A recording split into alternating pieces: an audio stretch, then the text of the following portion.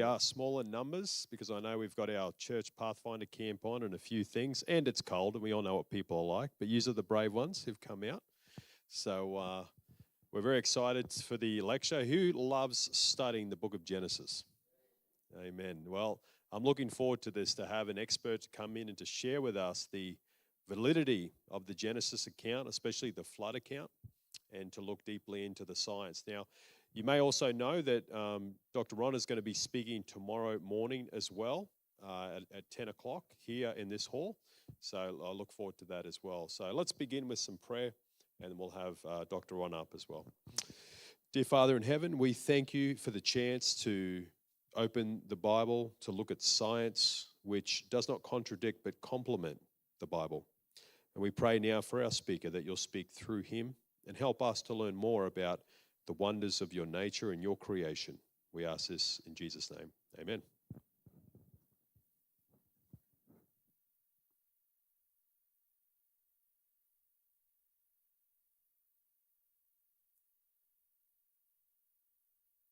I think I'm on speaker yet or not? Am I on? Can you hear me? Wonderful. Thank you, Pastor. We just found we have a very common background. We lived both on the Sunshine Coast and we went to the same university, except he was a student and I was a staff member. I'll tell you more about him later, okay? No, we would have crossed our paths in that journey. But thank you very much for the invitation to be here and to share with you. And tonight, whilst we're talking about a flood-scarred earth, thought it'd also be interesting to weave it in with a personal journey and how I came to Christ, because I came to Christ through science. And that might seem unusual because the majority of my life I was not a Christian. I was a scientist studying particularly earth features and floods and those sorts of things. And but in that journey, as you got an indication, I began to see that there's a set of evidence that points to much more to a biblical story.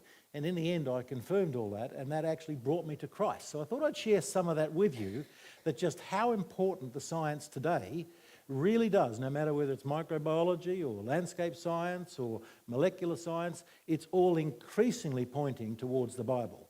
And we do see quite a number of scientists, giving their life to Christ. So I thought I'd share that with you a little bit tonight as well as show you some lovely photographs from around the world that I studied and looked at, and what it all comes to in the end, and how I came to accept that a global flood had occurred. And so I thought it would blend the personal story in with it. So as you can see there, we've called it a flood-scarred earth. I have some qualifications there apparently, although I'm not at Turku, by the way, is a Finnish university in Finland. And it does say on the website that I'm an adjunct professor, but it has another comment, not often on campus.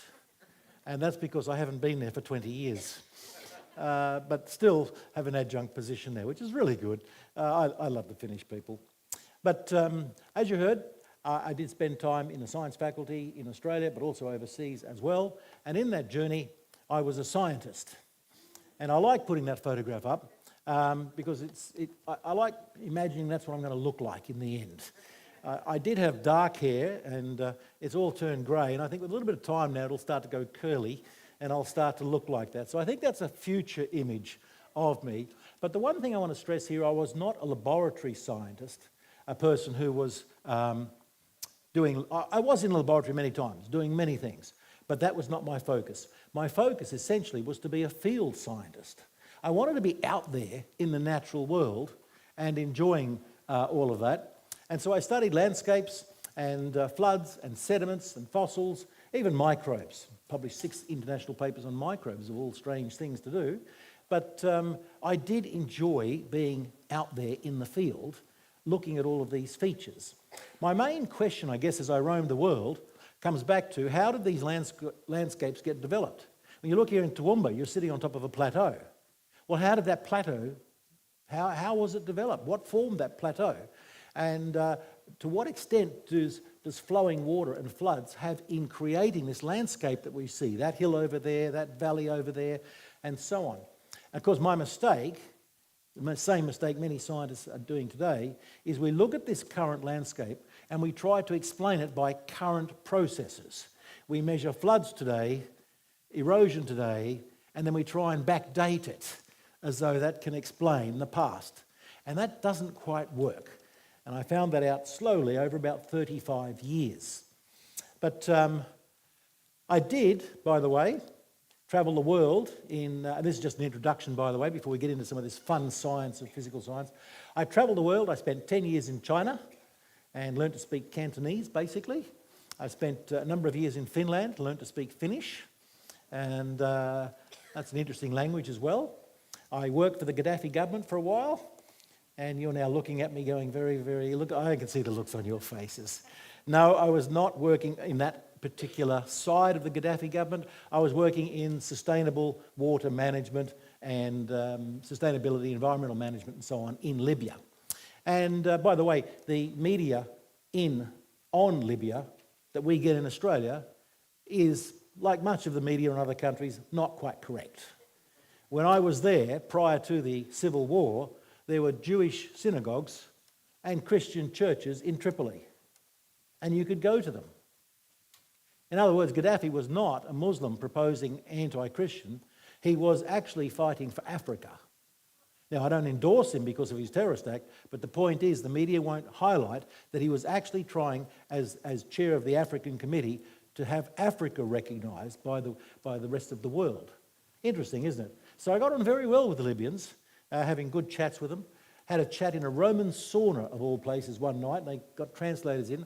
And the Libyan Muslims actually said to me that night, in a Roman sauna, which was just beautiful, beautiful experience, they said the Jews do have the right to Israel. And oh, whoa, you're so different to the other ones in other countries. And, that sort of information doesn't come across. But I learnt a lot in those sort of travels. I worked in Peru for a while, and I swam in the Amazon River and the tributary. Oh, look at the heads go up again. What's the problem now? What's the word you're thinking of?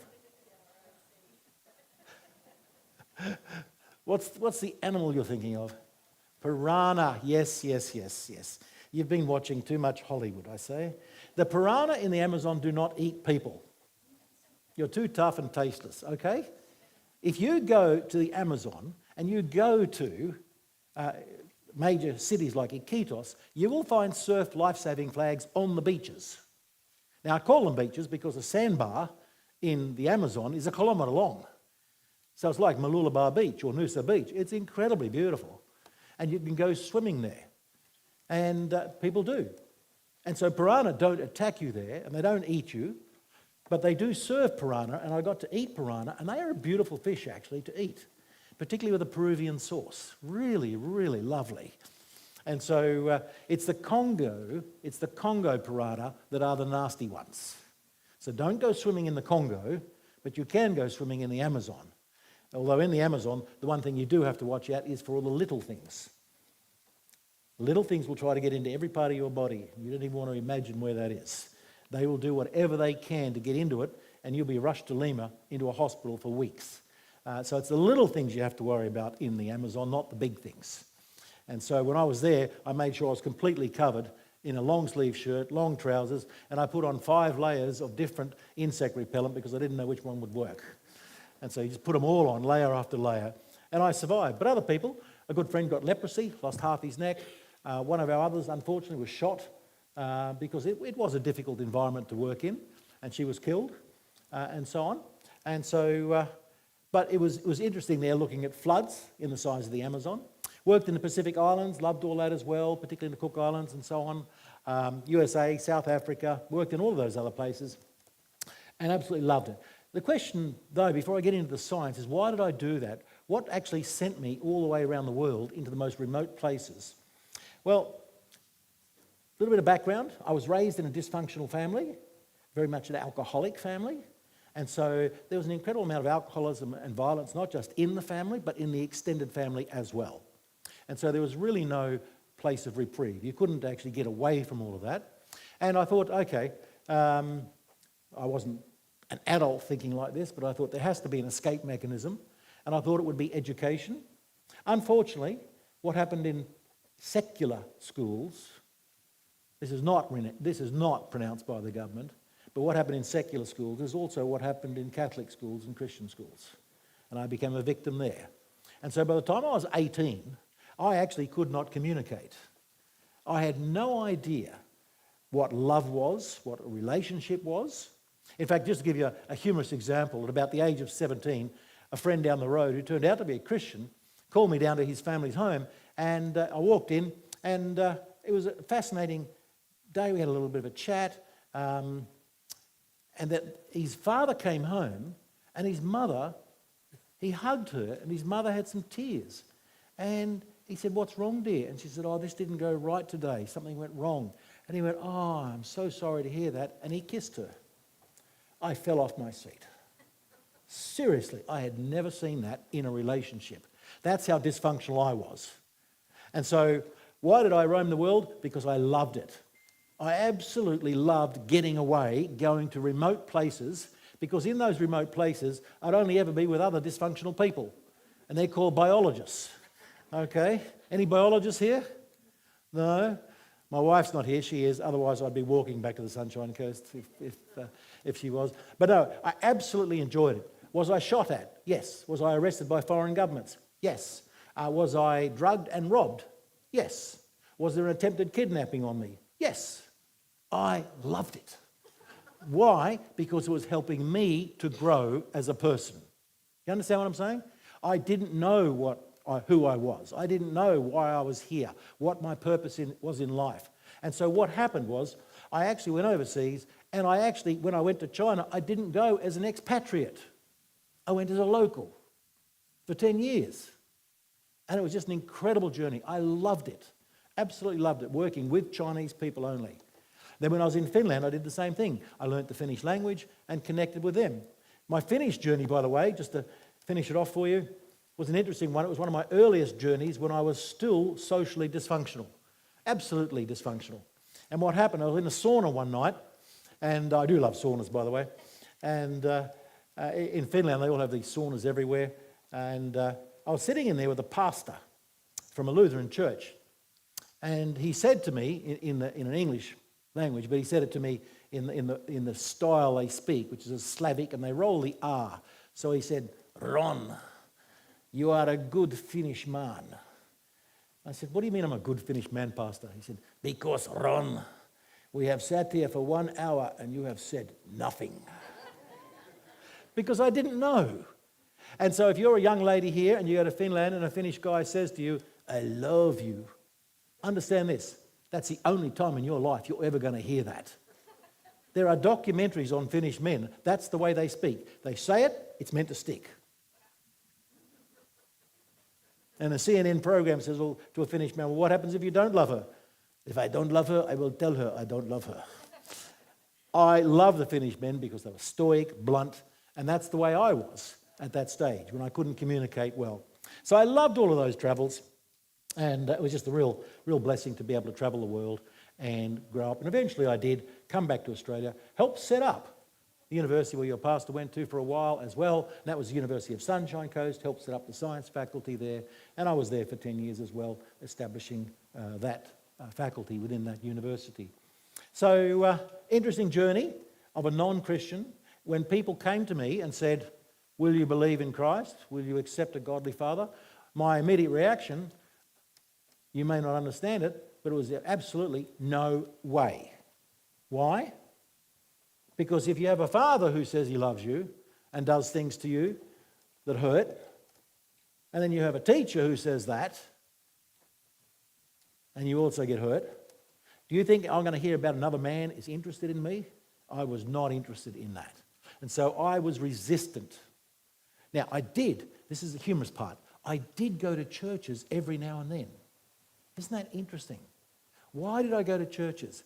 Because if my boss, a professor, was a Christian, I thought I'd better impress them. I'll go along to church. And guess what? And this is really good information for you, Pastor. I volunteered to do everything I could to get out of hearing the message. So look at your volunteers. I'm joking. But I did that, even in the Cook Islands. It was so fascinating, and this will be my last one before I get on with the message.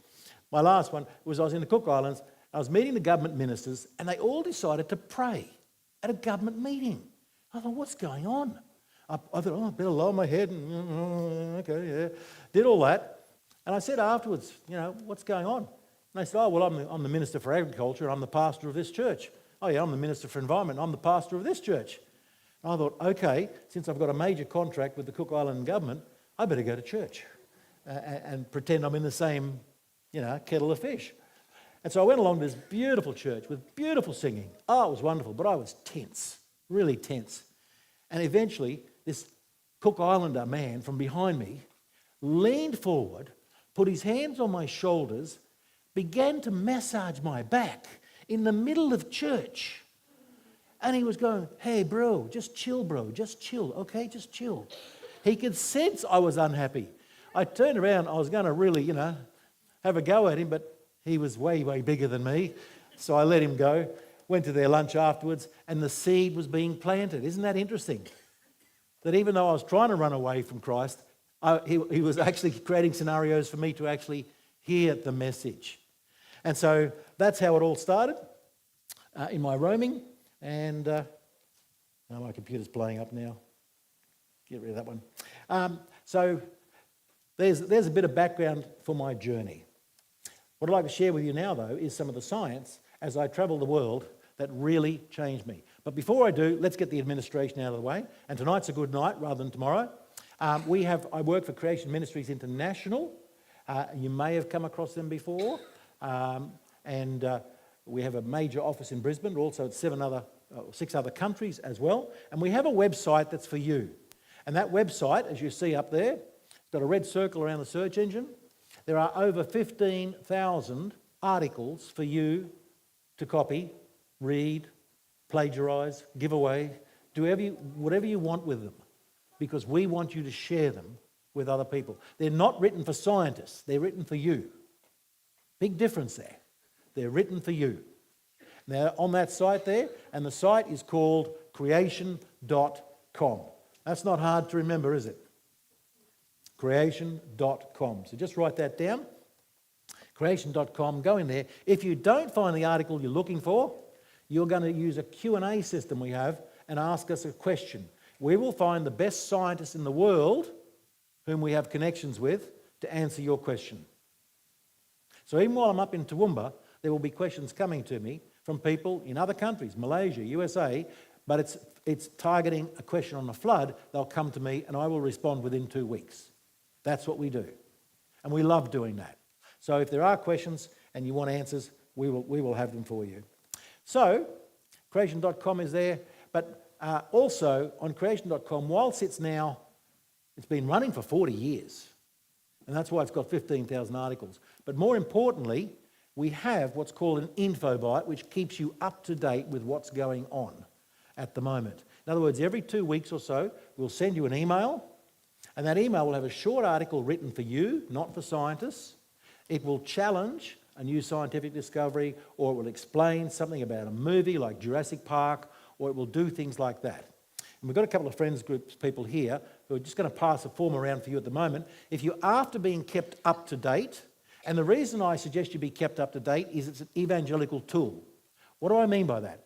I mean, when NASA says to us that they've discovered Kepler-2, just like Earth, we will guarantee we'll have an article to you within 2 weeks or 3 weeks telling you what NASA said is not true. We'll get a top scientist who's connected with NASA to tell us the truth, that planet is far too close to its sun, it's completely on fire and it's volcanic.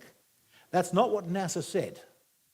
Now, we have top scientists all around the world working for us and helping us to do all this. And so what happens, that allows you then, when somebody comes up and said, oh, did you hear they found another planet just like Earth? You can say, well, let's catch up and have a little chat. I've got an article by a top scientist here who says that's not true. And what happens then, you're opening the door, because they will say, well, where'd you get that from? What sort of scientist would reject that?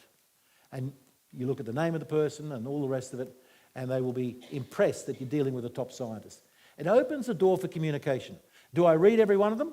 No, I don't. I read the ones that I'm interested in. Keeps me up to date. And so that's a wonderful tool. It's free. If you don't like it within 2 months, what are you going to do? Unsubscribe. I'm not going to phone you up. I'm not going to email you. You're gone, out of the system. But it's a very good way to connect and keep up to date, because we can't be here all the time. You know, we can't, within a church, we can't talk about creation or Book of Genesis every week. This will keep you up to date. So, moving on from there, how did my journey begin? Well, as a scientist, I began to teach evolution, because I was looking at landscapes and sediments, and I was looking at fossils to some degree, and I'm looking there and going, okay, evolution is the answer. Why did I believe in evolution? Because I was taught it was the truth. I was taught that. Did I actually believe in it fully? No. But that's what you're taught, and that's what you'll teach. And you go to any university today, you will teach it. In fact, by the way, I often get asked the question, why don't you publish in scientific journals anymore? And there's a reason for that. It's quite simple. The scientific journal will ask me to state that evolution is true. Even my wife, who is a scientist, cannot publish her findings in a journal, even if they've got nothing to do with evolution, because the journal, in its subscript that it gives to the author, says you must confirm evolution is true, or we're not publishing your article. Isn't that amazing? So in other words, why can't Creation Ministries international scientists publish in international journals? They won't let us. They will not accept our paradigm, our way of thinking, our belief in God. So I went around the world teaching all of that, but I was taught by a really top professor to be very careful about what science is. And this is the one thing I want you to remember tonight. What is science? Is it the truth, which is what the media says it is? And that's what you see on the left-hand side there, experimental. Media will tell you that science is truthful. The government will tell you science is truthful. And tomorrow you'll hear something about sediment and coral reefs and all that sort of stuff. I'm going to show you that what they're saying is not truthful. It's absolutely a media stunt that's going on. But anyhow, what I'm getting at here is that most of us think science is on the left-hand side. What does that mean? It means you can do an experiment. It means we can do chemistry and physics, which is experimental science. It's good science in that sense, because you can replicate or duplicate. So here's a question for you. If I gave you glassware, chemicals, and a way of doing the experiment, and you did it exactly the way I did it, would you get the same result as I did? You better say yes, otherwise I'll speak to you afterwards about your style and your poor quality. Of course you're going to get the same answer, because it's a prescriptive process. You see what I'm saying? We follow the same, we can duplicate, we can replicate. But the majority of science, and I'm going to stress this, the majority of science sits on the right-hand side. I won't call it historical, cross that word out, put in the word interpretational. The majority of the science, whether it's geology, biology, geophysics, astrophysics, we cannot create an experiment. I can't create an experiment and create the black hole, can I? I can't create a black hole and test it. Even with geology, I find a rock here and a rock there. Was I there when they were formed? No. So how do I link those two rocks together? I use my own interpretation. You see what I'm saying? You use your own interpretation. Biology, geology, most of science is, unfortunately, from a media's point of view, it's interpretational. It's not the truth, it's not the fact, it's the current interpretation. And just to drive this message home, to make sure you understand it, I'm going to put you to a test as I would as an academic, because I feel academic tonight. So you're all going to answer one of the following questions. I'm going to send you to South Africa, $500,000 in your pocket. I'm going to ask you to find some dinosaur fossils. You come back, you found one over there and one over there. You've measured them, their shape, size, colour, density, all the rest is very similar. I gave you $500,000 and sent you over there for many months. That's what you come back. You found two pieces of a dinosaur. Put your hand up now if you're going to come back and tell me that those two pieces come from the same species of dinosaur. The same species. Put your hand up. Nobody. Okay, here's the second question. Put your hand up if you're going to come back and absolutely say to me, those two pieces of fossil there absolutely do not belong to the same dinosaur. 1, 2, wonderful answer. I love it. Meet you afterwards. I'll get you some more grant money. We'll write a paper together, publish it in a journal. I want my name first because I gave you the money, okay? And we shall publish that because that's our interpretation. Now, here's the question you didn't want me to ask. Put your hand up. If you have not yet, put your hand up. Come on, have a look around. The majority of you, right. In other words, you're telling me that after I gave you $500,000 to go to South Africa for months to find dinosaur bones, you found them, and you come back and you say, I don't know. Sorry? Here and there. There's many fossils in Africa, yes, of dinosaurs. Yeah, plenty. So that's another question. I'm happy afterwards, by the way, to have a Q&A and chat with all of you. Not a problem. Here's the point. As an academic, do you think that I'm going to tolerate that behaviour? No, you are terminated right now. Nobody's giving you $500,000 to go over there, do this research and come back and you tell me you don't know. Because the research on fossils or landscapes or space or anything else is interpretational. You will come back with an interpretation. If you don't come back with an interpretation, don't bother getting on that plane and coming back. You are automatically terminated. That's the way it works. You think it's cruel? No, it's not. It's how it works. And so I wanted to get that message across to you so the next time you see something in the media where somebody says, oh, this is a great new discovery, I want you to ask the question, were they there when it was created? Can they replicate it and duplicate it? Can they put it through experiments? If they can't, you need to reevaluate that statement and say, well, that's not necessarily truthful. That's an interpretation. And don't place your faith on it. See what I'm saying? So, there's your homework. That's your, study that, look at that. Be very careful the next time the media says something to you. Okay, I'm not going to go through all of these things. I'm just going to show you lots of beautiful photos as I travel the world of features that I found around the world. And here's something that's really interesting.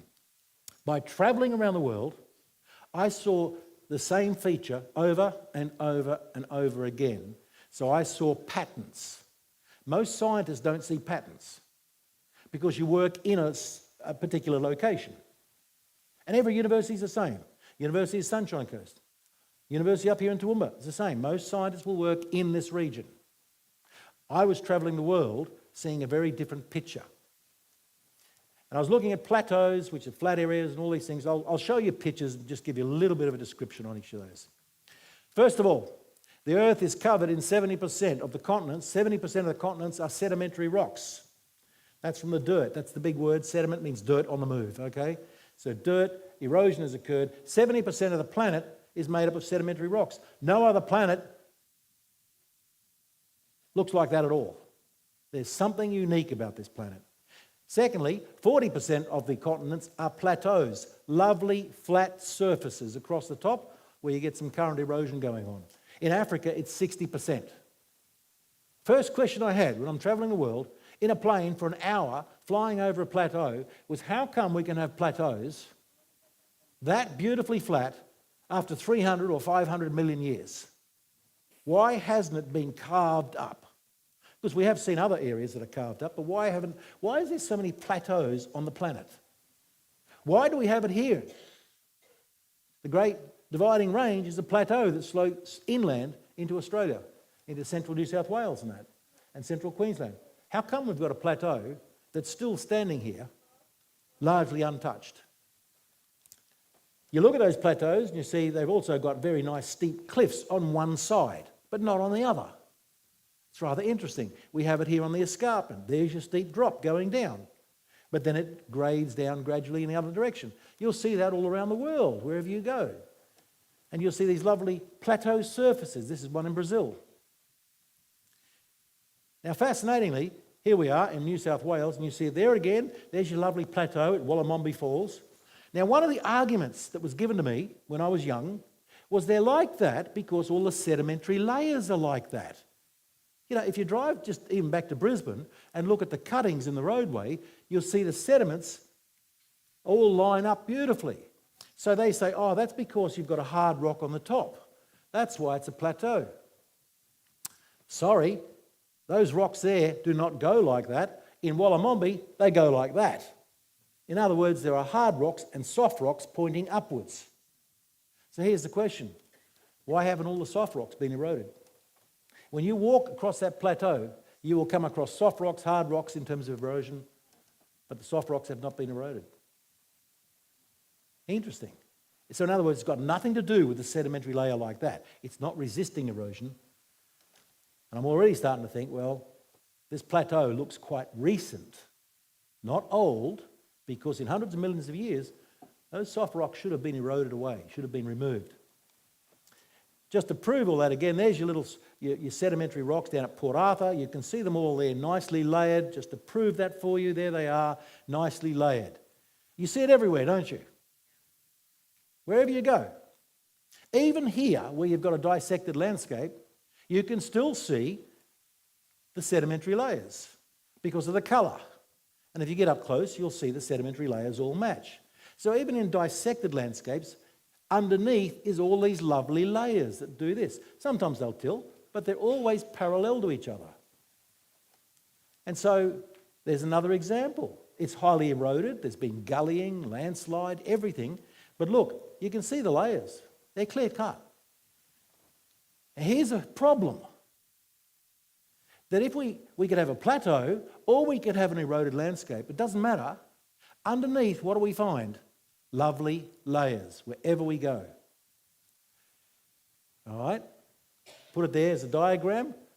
Rugged surface, for example, let's say in the Andes or somewhere, nice rugged surface, and underneath you get these lovely layers all going like that. There's one huge problem with that. If all of our sediment is being eroded and washed down onto past landscapes, how come we never see the past landscape? How come in the world, as you look for it, you won't find it? All of this sediment, kilometres deep, has gone down apparently to cover a previous landscape. That's the whole argument of the age of the earth. The sediment has gone down, deposited on a previous landscape. Here's my question. Where's the previous landscape? It's not there. In other words, whatever was there beforehand has been totally destroyed, totally torn apart. And you see where the thinking's going now. Well, if it's been torn apart, what would do that? What would tear it apart? In other words, when you go down and dig deep down, and we've done it with vibrocores and seismics, we do not find a buried landscape. Interesting. We should. You also notice, here we are here with two rocks, one's a sandstone and one's a shale, and they look, there's your beautiful layer in between. It's beautiful. Absolutely clear cut.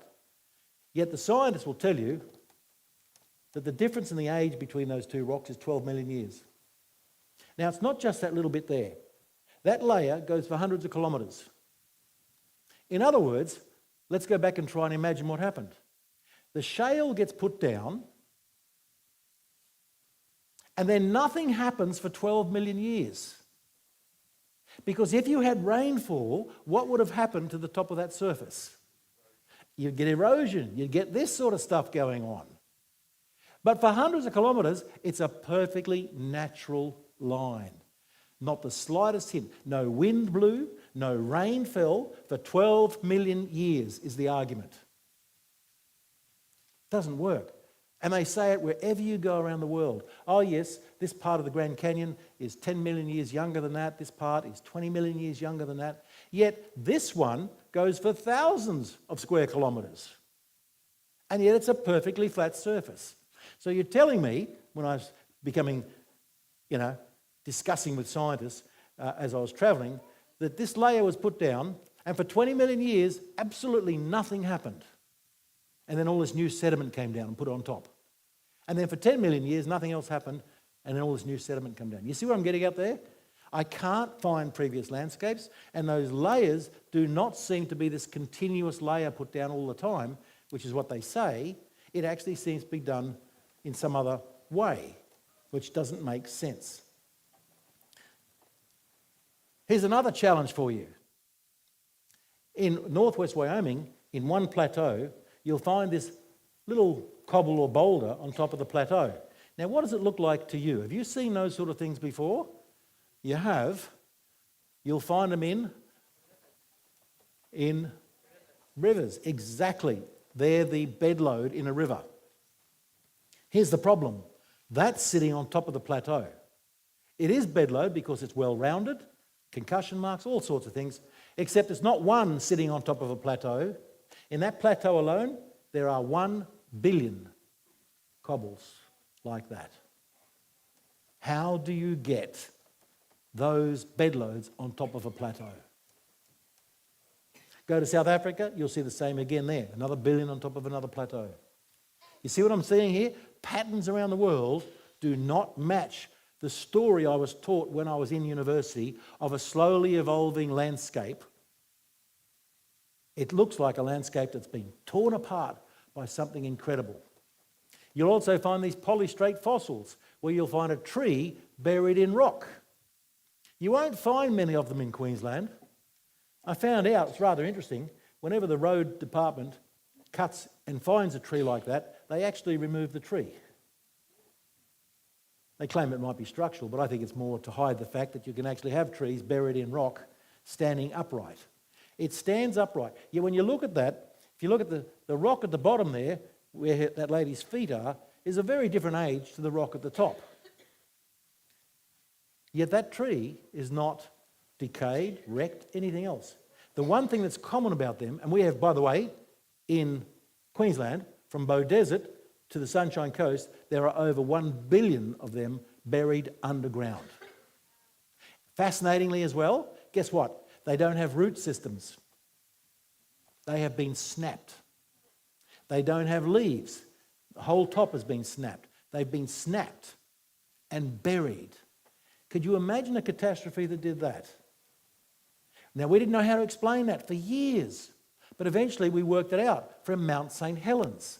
Because when Mount St. Helens blew up, it smashed the trees. It smashed them at the base. They snapped off. They all flowed downstream, went into the lake, and then they all floated on the lake flat. But when they sank, they didn't go down like that. Guess what they did? They turned up and went down like that and stuck themselves into the sediment on the bottom of the lake when more sediment would come. In other words, whatever did that in southeast Queensland, and it's massive, was a catastrophe beyond our imaginations. Another one, and I'm publishing an article on this in the magazine that we have, which is designed just for you guys. I found it so hard to write for a magazine. I'm an academic. I'm used to writing for journals, not magazines. My first paper that I submitted to a magazine with Creation Ministries was rejected 4 times. I have never had that in my life as an academic. I could write almost sci-fi and get it published in a top journal. But these guys at that magazine, it's got to be understood by the public, Ron. You need to understand that. It's got to be understood by high school kids. It's also got to be absolutely scripturally correct. So I had to rewrite it 4 times. I loved it. It taught me how to write for the public rather than writing for myself. And so this is an interesting one. There's a river that flows through, it's called a water gap. It flows through the mountain ranges like the James's Range and the McDonnell Range and all those sort of things. And I try and describe it for you. Some parts of the range are tilted like this. Elsewhere, the range is tilted like this. That river could have, by the way, if it shows up, could have flown from here around there and come out. There's only a 50-metre difference. But it didn't. It carved through all these different mountain ranges as though they were not there. No river can do that.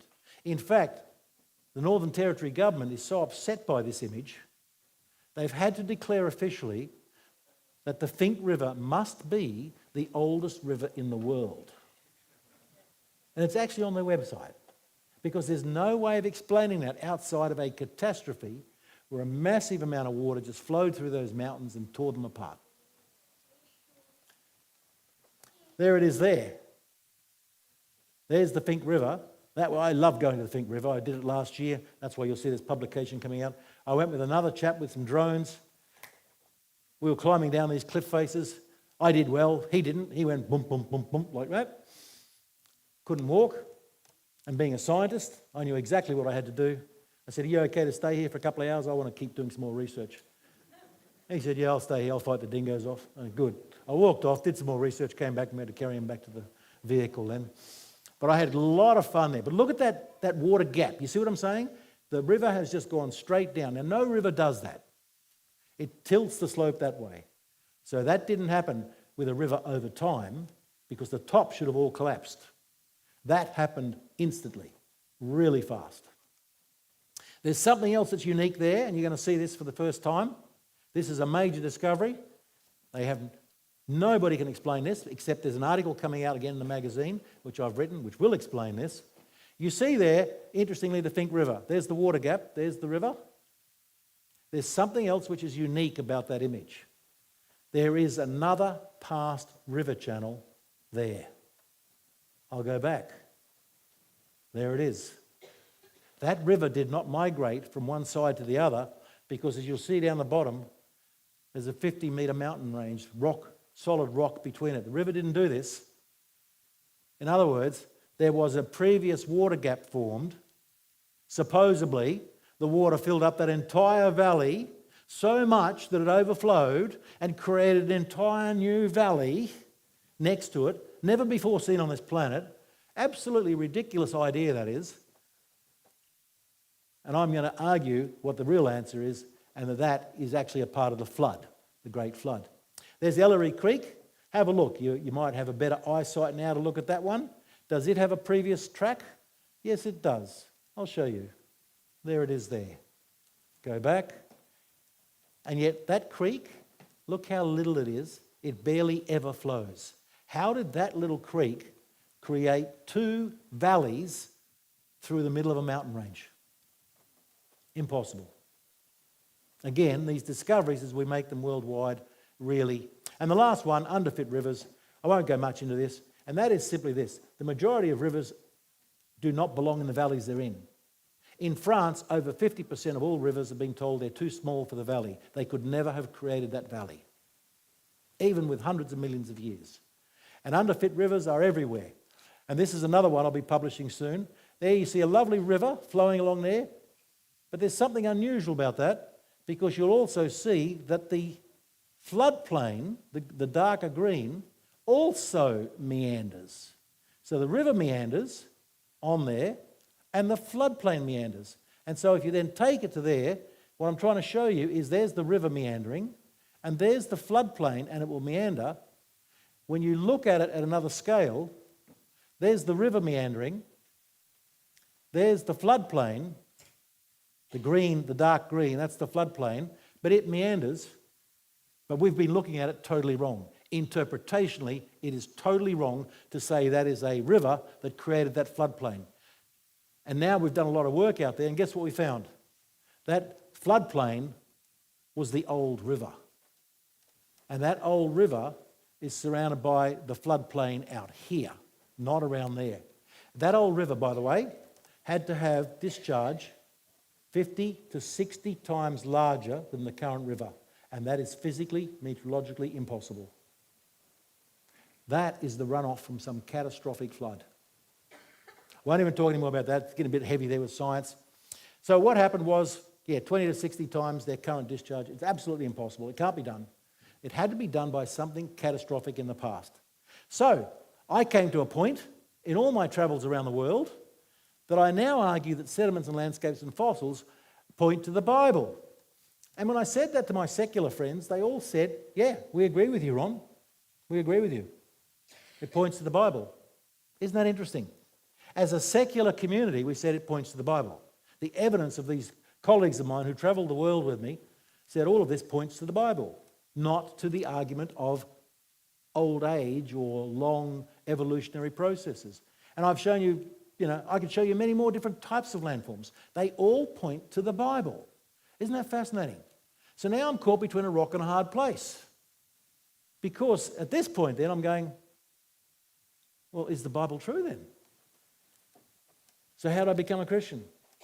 Well, I actually said I'd come back from overseas, went to the University of Sunshine Coast, and I actually said, I think God must exist. Did that get me in trouble as a professor at a university?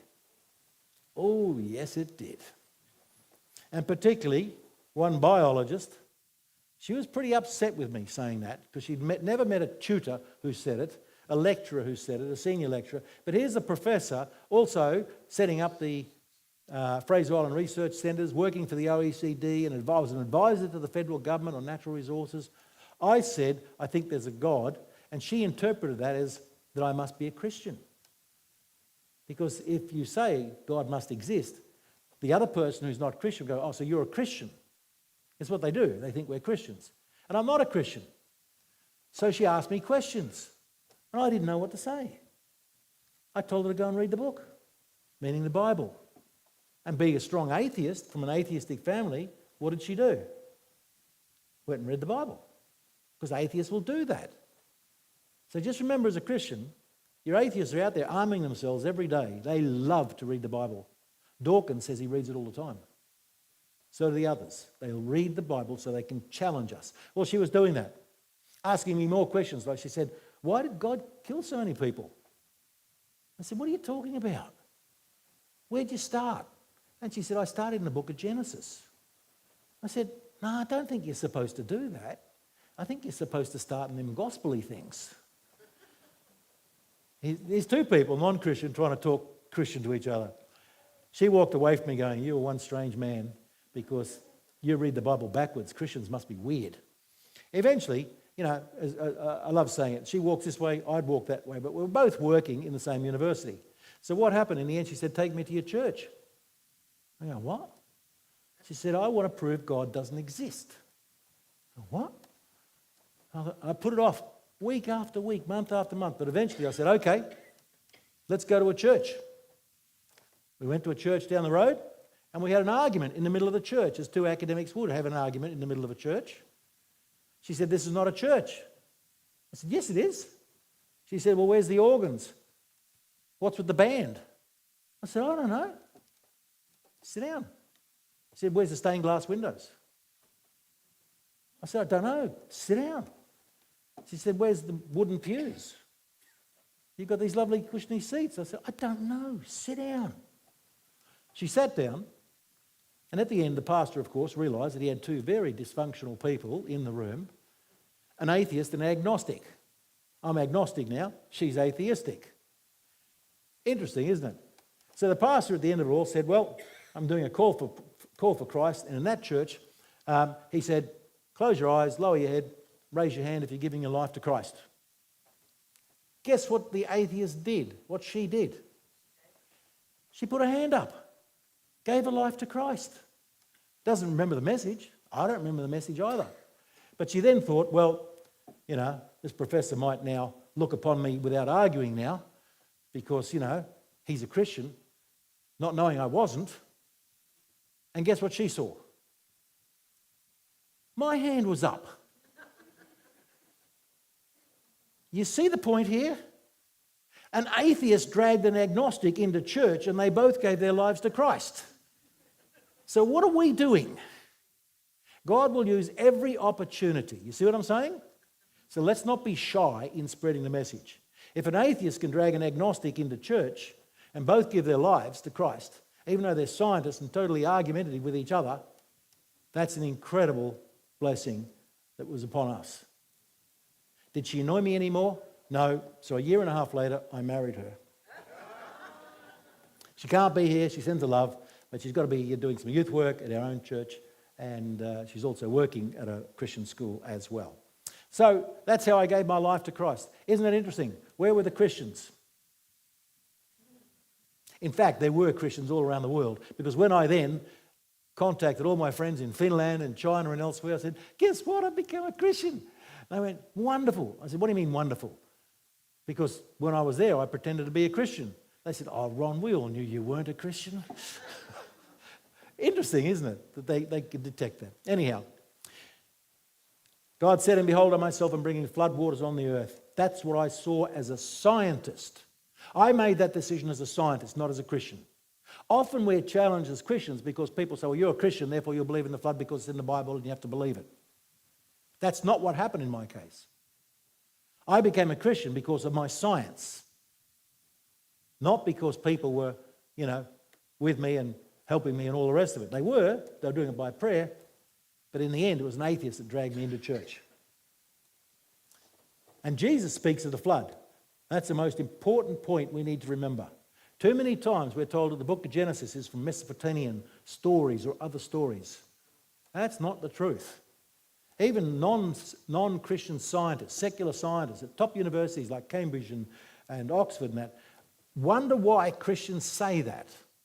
Because they argue all along the Bible, and particularly the book of Genesis, does not come from Mesopotamian readings or any other stories of floods. It's the original story.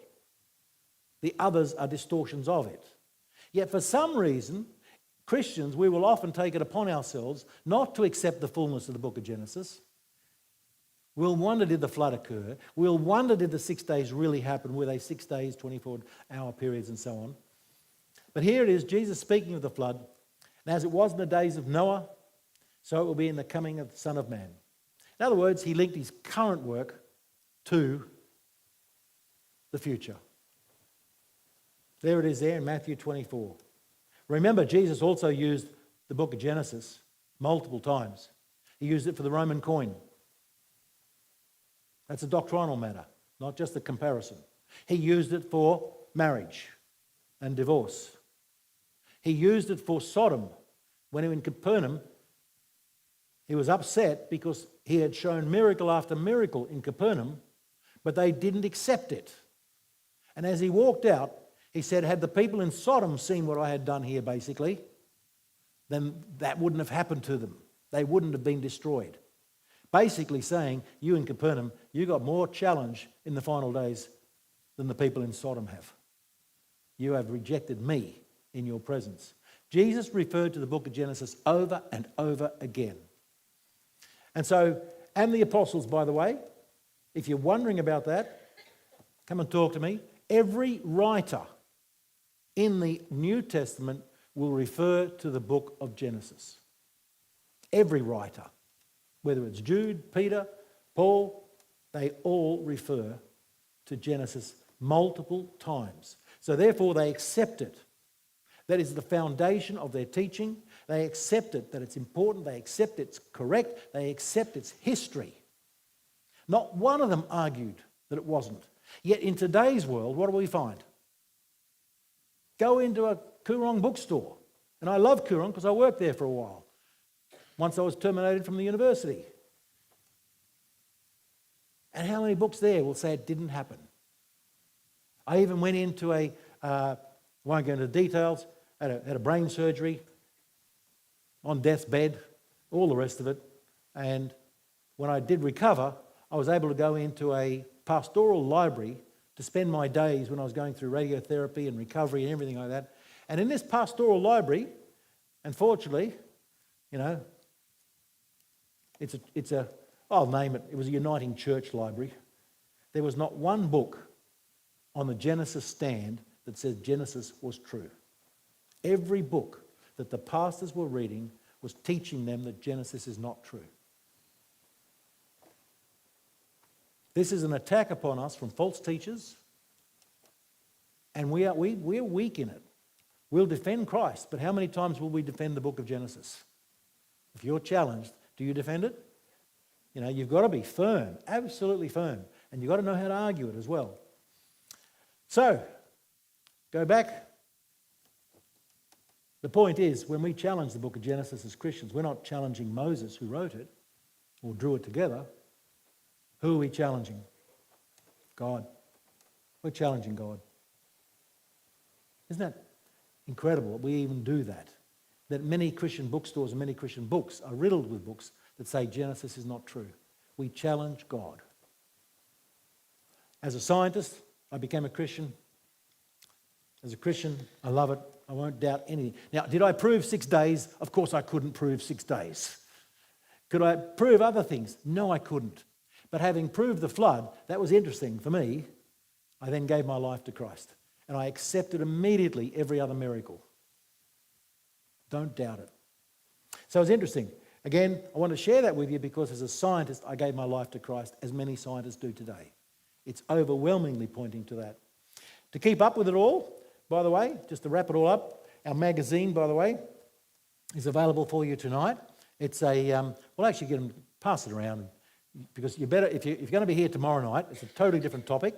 You're better off doing it tonight rather than tomorrow. The magazine, by the way, is an incredibly beautiful 40-year magazine, the best magazine ever published, the longest reigning, the most translated, the most sold in any country in the world.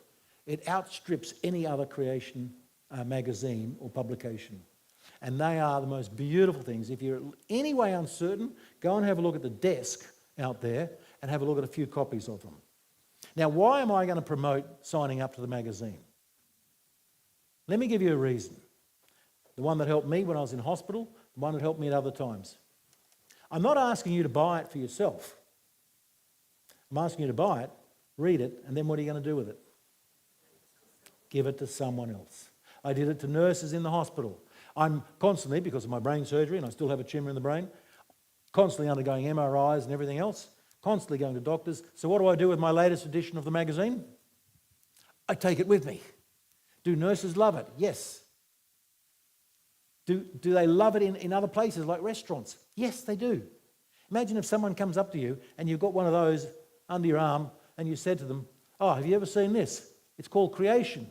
That attracts people. They don't know it's Christian. They just see creation. Everybody wants to know what creation is. I did as a dysfunctional child. I wanted to know why I was here, why I was made, why I was formed, why I was created is the correct word. And the answer, what happened then is we've done the tests. We've said, "Oh, this is creation." Have you seen it? No? Well, I've read it. Would you like it? Guess what they do? 95% of the time, they go, "Yeah, thank you." And we get messages all the time in CMI by people who say, "I don't know who gave it to me, but thank you, I've given my life to Christ."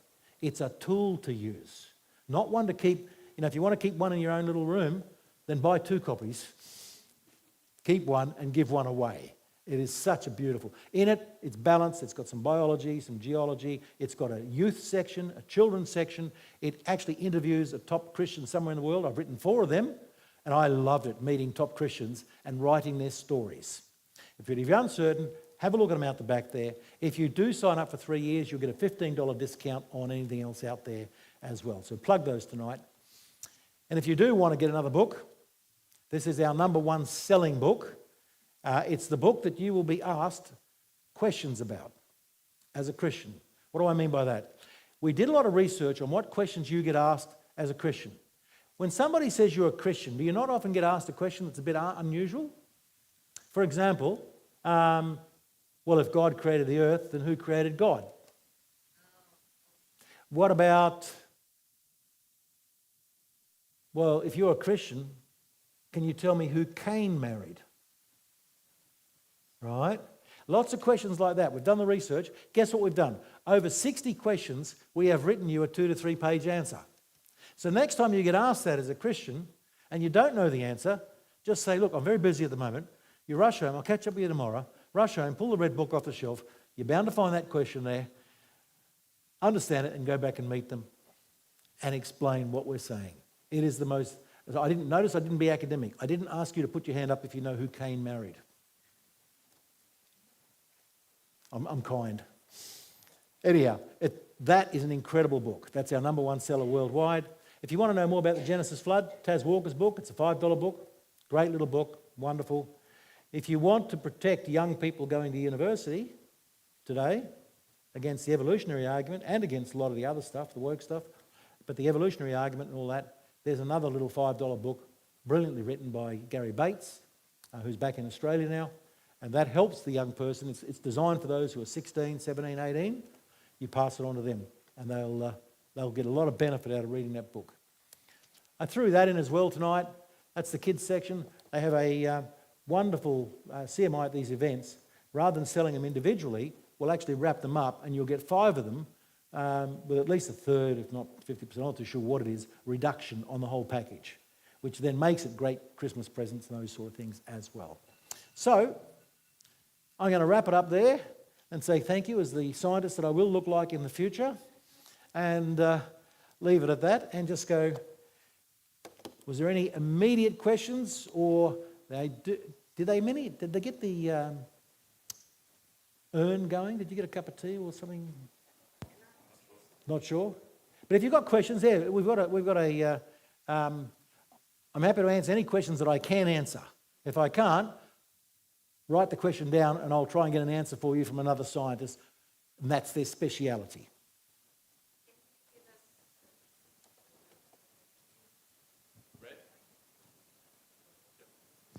Can you give us an idea of how the Grand Canyon was formed? Oh, the Grand Canyon, yes. Now, again, whenever we give an answer, we were not there, so it's interpretational. We admit that first up. But the Grand Canyon is definitely the runoff, and so is the Katoomba Valley. It's as I think it's one of the Psalms, Lord said, I will raise the land with my hand and lower the sea floor. So the water, as it rushes off the massive land that's rising, which is plateauish, by the way, because it's all on the bottom of the ocean, it rises as a flat plateau, it begins to rush off. But it won't rush off evenly. It'll begin immediately to concentrate like you see in your farms. You'll create rills, then you'll create gullies, then you'll create, rivulets, all sorts of things. And so what was happening is the water ran off and the sediments are not yet fully compacted and hard. What you're seeing then is the carving of massive valleys coming out of that. Now, because the Grand Canyon is so big, there is a suspicion that part of the water was held back by a bit of a physical barrier as it rose. It didn't quite rise, it doesn't rise evenly, and therefore when the water did rush, it was a very large volume of water. But the point is, I'll come back to the very Grand Canyon as just one example, same in Brazil, same in Katoomba.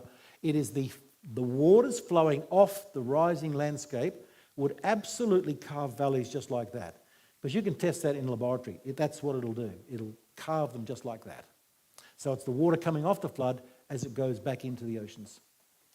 I'm very interested in the Grand Canyon. I've always have been. I've always been interested in the Grand Canyon, and I'd love to go there. Did you, by any chance, see the Bergslux potholes and No, I haven't had a chance to see those. The Sidwala caves in South Africa? No, I haven't had a chance to see those. So many other things. They're And beautiful. I was fascinated in the Grand Canyon, but I was terrified because they made me walk down a rickety metal step with, you know how they have those holes in them, the metal steps? You could just look down at you're plummeting to your death, And I got maybe 50 metres down, I went into total freezing. I was terrified. I clung to the side, had to get people to help me get back up again. Because I'm just looking down at my future, plummeting, because this whole thing was shaking. So, but no, those other features. Now, to find that out, if we have, go onto our website, into that creation.com, into the search engine, type those words in. If you don't get an answer, then use the Q&A and ask, please explain these features. We guarantee we'll get somebody who knows all about it. They're going to send you a private answer to yourself, and if you're comfortable with it later, we don't have to mention your name or anything. We want to publish that so other people can read about it as well. That's what we do. But yeah, good question. Other questions? I love questions. Academics love questions. If you don't get questions, you get worried. I think I know the answer to this one, but just for clarity and other people might be wondering, you said earlier in the Grand Canyon there's a 12 million year gap and yet they are on top of each other. Can you explain why they think there was a 12 million year gap there? The 12 million years comes from dating technology. And I have to be careful how I say that, mainly for a funny reason. I once got up into a youth group and I said, tonight I want to talk about dating techniques. Every lady looked at each other, the young ladies just went, oh no. And every guy just went, oh, this is going to be so good.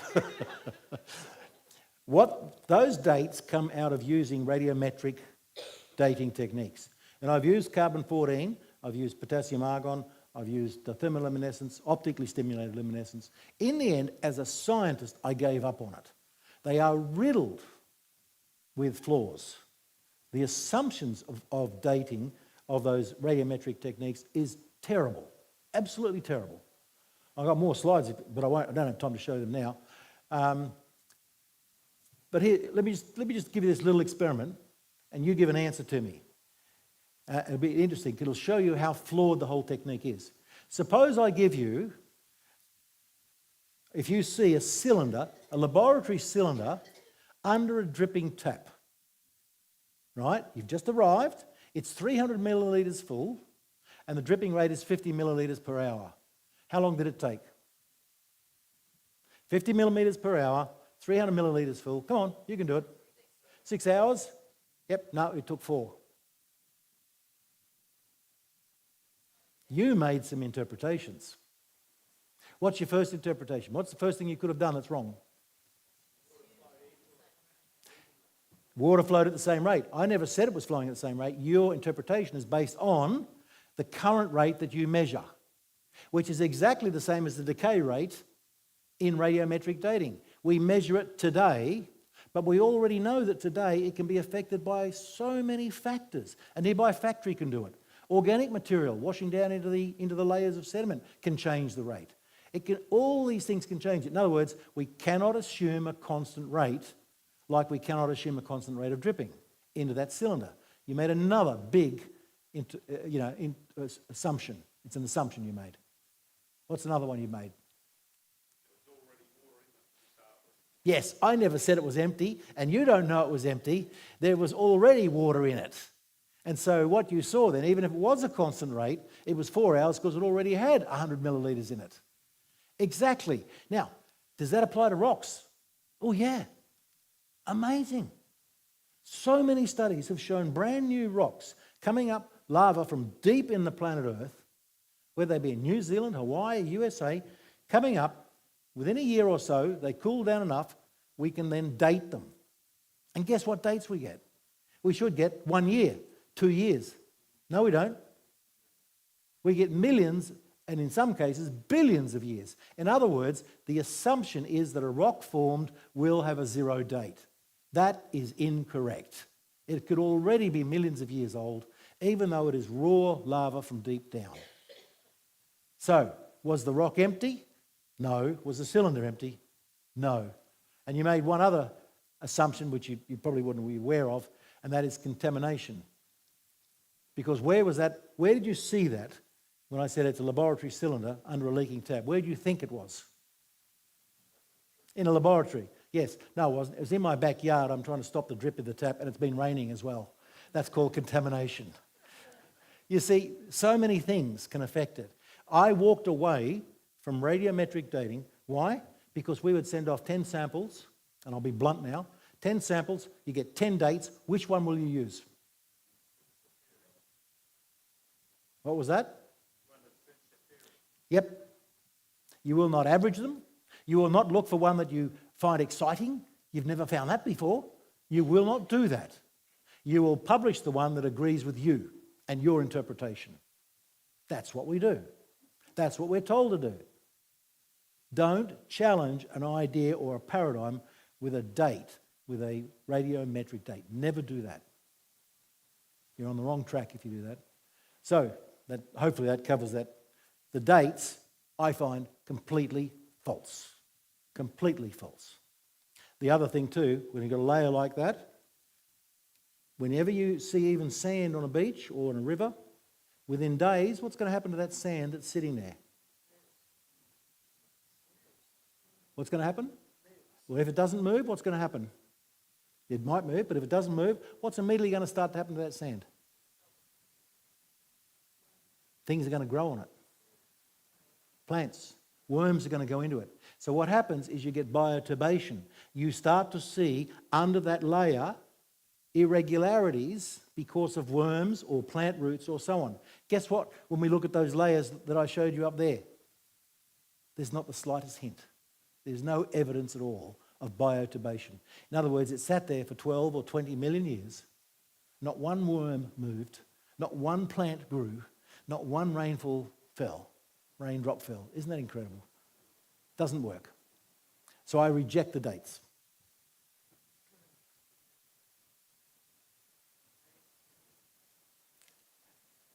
Any other questions? Because I'm happy if you're down the back having a look at all the resources, which I recommend. I'm happy to chat more. Any questions to me, happy to answer all the rest of it. Another question there, good. This was just sent to me recently. It says researchers uncovered the world's oldest calendar hidden in a 12,000-year-old pillar in Turkey. The calendar is believed to commemorate a comet strike that could rewrite the birth of civilization. And there's, I feel like there's so many things to question there. Where would you start? Well, you have to question every element of that. Now, in terms of comets, I actually have no problem that at the time of the flood there were meteors. But that's an interpretation, again, because to me, the upwelling of the waters from underneath required disruption of the Earth's surface. Plate tectonics, meteors could have done it. There was volcanic activity as well. All of that we know from the sedimentary record. So there's two interpretations there, one based on a comet coming in and one based on a flood occurring, a global flood. But when you read that out, basically every line there is an interpretation. And it's a woven interpretation then. And then they can be quite difficult because then you've got to pull each one apart and work it through. I haven't read the article, by the way. I think I did see it on my phone in the news, but I haven't read it, so I can't answer that one at the moment. But here's a question for you. Where'd the water go after the flood?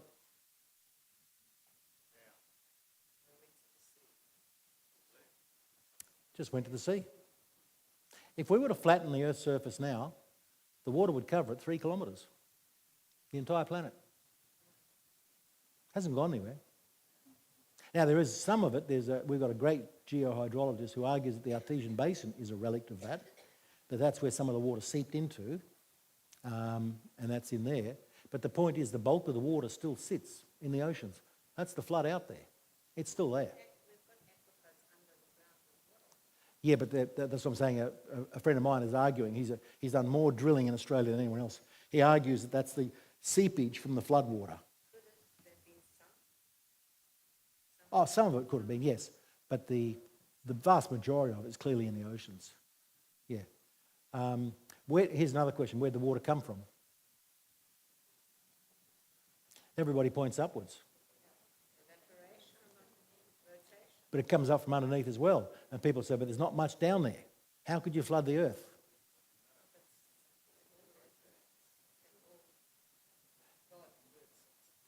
Yeah.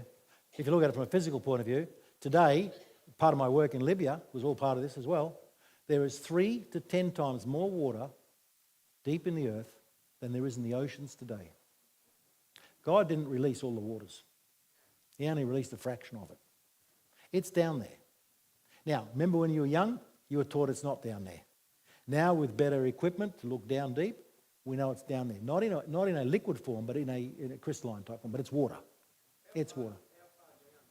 2 down for us to access. I'd have to check up on the figure, but we can't access it. In other words, it's being picked up now with good seismics and all those sort of things, but it's beyond our drilling. So lower than the deepest ocean floors? I'd have to check the figure on that, yeah. But it's certainly we can't touch it. Now, that's part of what we'd like to do. It would solve our world's water supply problems in Africa and places like that if we could access it. But I have no problem with plate tectonics accessing it.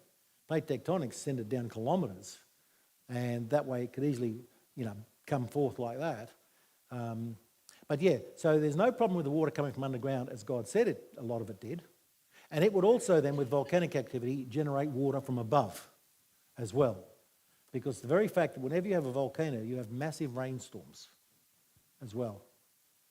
Do you know of any organisations that are pouring their billions into that research to get down into that water? Research organisations trying to get down, they are, I wouldn't say they're pouring in that amount of money. We do know it's beyond us at the moment. It's going to require further developments in technology, seismology, all of those things to get any real access to it. How long that's going to take? And do you have any idea, like if they did tap into that water, what that does to the inner, well, I don't know, the inner parts of Earth when the water's not there holding it where it should be? If that water's not there to hold it anymore, what happens? Well, the first question is, you're asking if it's not there. My question back to you would be to say, how could we draw out of there 10 times the amount that's already in the oceans? That's way beyond our capacity to deal with that. So I don't think there's going to be a structural reaction to us withdrawing water. That's what I was asking. Yeah. I don't see that. Yeah. Good question though. Yeah. You've got to think like that. Yeah. Question there. Yeah, I read years ago. I read a secular science magazine, and on the cover it said the 18 greatest mysteries of the earth sciences. One of them was what caused the Ice Age. The secular scientists struggle with the Ice Age. From what I've read on CMI's website, they have a fairly logical explanation from the Bible, from the flood. Can you explain that? I'd suggest you read the articles from the website. I agree with them. In fact, when I was in Finland, I saw lots of evidence of Ice Age. But I made an interesting comment at that time as a scientist, walking over one moraine and another moraine, seeing all this evidence. I said, why are you arguing there's so many Ice Ages? It looks to me like one. And they just, you know what the answer I got from a Finnish guy was? Oh, every guy would like to have an Ice Age named after him, so we pretend that that one doesn't belong to that one. That's why we've got so many Ice Ages. But today, it points clearly, well, the scientists are going to disagree with us, but I have no problem at pointing to one. We have enough evidence from offshore sand dunes, for example, 80 k's offshore, which are air-blown, not water-blown, you know, all that sort of stuff. We've got river channels flowing across the continental shelf. We know it happened. Michael Ord is the person you need to follow up, O-A-R-D. He's a hydrometeorologist type character, worked with the US Meteorological Society, top guy. He's written a number of papers on that one. I haven't really bothered to explore all that because the things I'm looking at aren't pertaining to the Ice Age. Yeah, well, I've actually listened to one of his lectures, really good. Yeah, he's very good. I think the idea is in the Bible it says the fountains of the great deep. You need the warm oceans to get that constant evaporation. Yeah. And then over the land you need that layer of dust from the volcanic activity to reflect the sunlight to cool the continents. So you need an unusual situation, warm oceans and cool continents. And that didn't worry me when I read about the warm oceans. It's not a problem because it is coming from the inner earth. So I think, can't remember the details, but when you said that, it triggered a memory, yes. I don't have a problem with warm waters, therefore it triggers an event once only until it settles down. So we might stop then. I'm happy to continue to chat with people, but I know a few of you want to go and have a look at that. So let's end in prayer, shall we? Heavenly Father, we thank you, Lord, that you bring us together as brothers and sisters in Christ to explore the beauty of the book of creation, particularly focusing on the flood. And thank you, Lord, that you took me on a journey and that by sharing that, I can take others, you could take others on a journey as well, Lord, that the flood did occur. The evidence is overwhelming. As the Bible indicates to us, the evidence is overwhelming. But we are resistant at times, Lord, and I just thank you that through all the challenges I faced, you came upon me, you filled me with this information, this understanding, you brought me to Christ. Thank you personally, thank you so much. Thank you that we can share that, Lord, and we can spread that message around, but it strengthens us as well, each and every one of us, even me tonight. It strengthens us to stay affixed and affirmed in the book of Genesis, Lord, so that we never ever challenge it, because we know we're challenging you, but you make us strong that when we are challenged by non-Christians or others who are Christians early on in their journey or struggling in their journey, that we can help them with a very clear understanding of how the flood occurred, when it occurred, why it occurred as well, and all of those things, Lord. So thank you for tonight, Lord. Just praise you, Lord, always in the name of Christ. Amen.